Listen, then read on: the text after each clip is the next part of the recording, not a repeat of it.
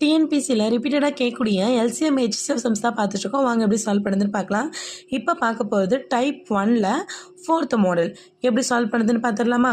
Okay, அதுக்கு முன்னாடி question படிச்சிடலாம்.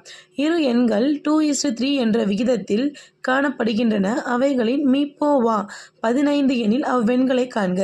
அதாவது என்ன கொடுத்துட்டாங்கன்னா, ரேஷியோவில் கொடுத்துட்டாங்க. 2 நம்பர்ஸையும் ரேஷியோவில் கொடுத்துருக்காங்க.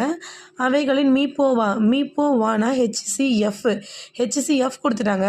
அந்த 2 நம்பர்ஸ் என்னன்னு கேட்குறாங்க. அந்த 2 நம்பர்ஸ் எப்படி சால்வ் பண்ணுன்னு பார்த்துடலாமா? இங்கே பாருங்கள், எப்படி சால்வ் பண்ணணும்னு ஹிண்ட் கொடுத்துருக்கேன்.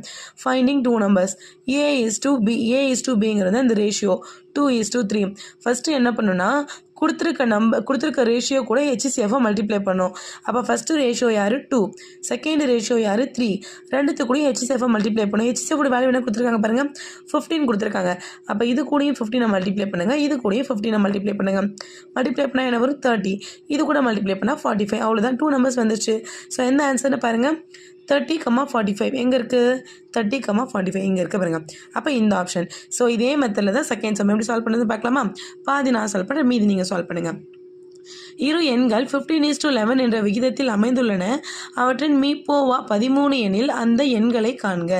அப்போது 15:11, அப்போது 15 என்ற ரேஷியோ, 11ங்கிற ரேஷியோ, அந்த 2 நம்பர்ஸை ரேஷியோவில் கொடுத்துட்டாங்க.